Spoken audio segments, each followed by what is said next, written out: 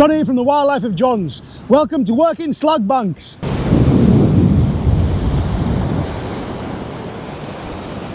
Nice crispy pastry with a mystery sausage meat inside.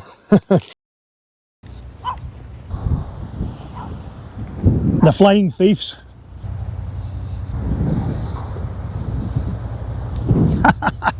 So this is the information board.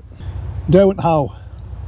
Yeah, so the slag banks, officially known as Derwent How, but known by locals as the slag banks. If you look at the makeup of the rocks, it's actually all slag, all remnants of times long ago. So this man-made coastline makes for good fishing as well. The Solway Firth is looking moody and a little bit rough. So these hills and cliffs, these man-made hills and cliffs, are made from millions of tonnes of byproduct from iron and steel production. Look at the remnants in the tide.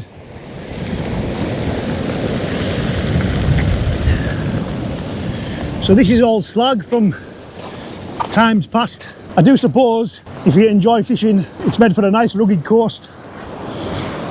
This floor is rock solid. I'm going to go around this corner. I'm going to show you up close. Oh. It's a shame really how over 100 years worth of history in producing iron and steel has now completely left the area. Thousands of local workers. So I can imagine it was a difficult time when it all come to a halt. These hills and cliffs behind me are man-made structures. These man-made hills are made from molten slag, the byproduct of steel and iron production. So you imagine how much steel was produced in the area when there's millions and millions of tonnes of slag behind me, look. I'll take you for a closer look. These big cliffs and hills look natural, but this is over 100 years of byproduct from steel. The molten slag was tipped down the edge of the bank into the sea. Slag is a byproduct of iron and steel production.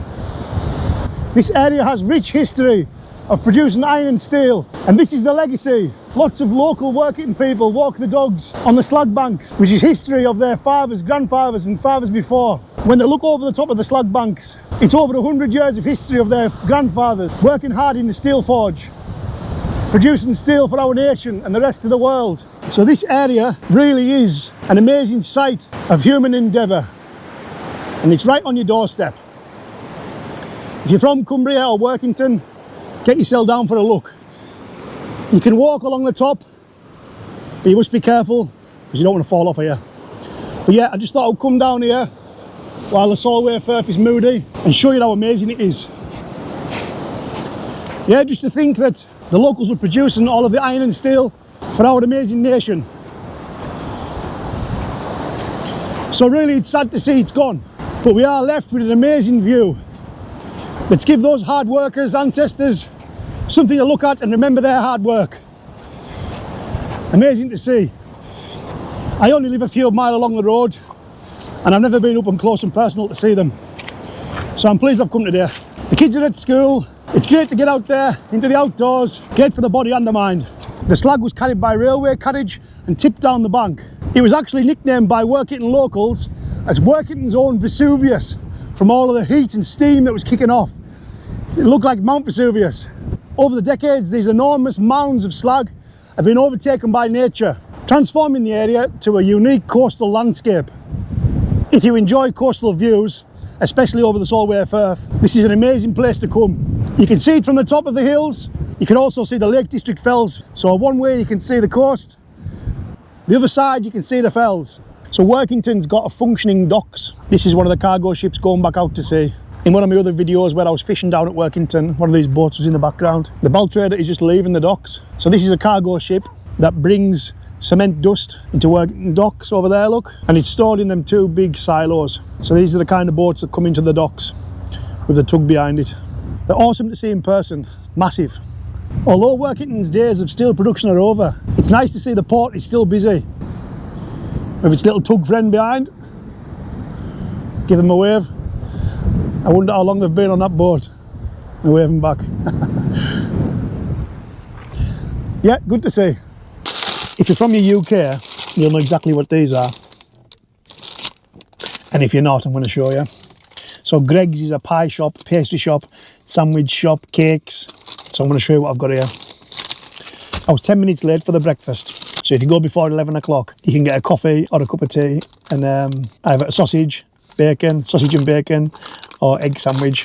It's only about £3 something for a coffee and a sandwich. Greg's feeds the nation. If you're one of my viewers from elsewhere, I'll show you what I've got. So this is a basic sausage roll.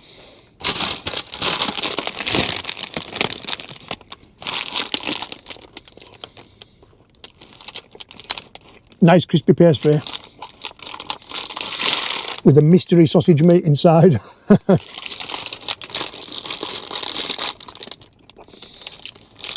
These are lovely. You can buy them in a packet of 4, but these are delicious.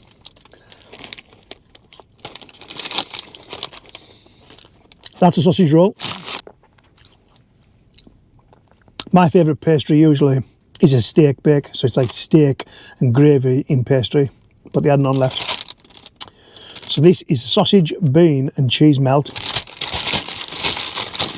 Have a look at this. Oh. This one has some sort of sticker left on it.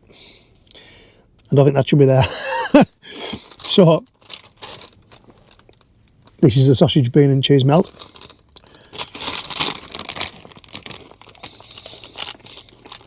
And it's warm. Most of the time when you go in, the pastries are cool, but these ones are warm. So inside there, inside this thin pastry, there's beans, cheese, and mystery meat sausage.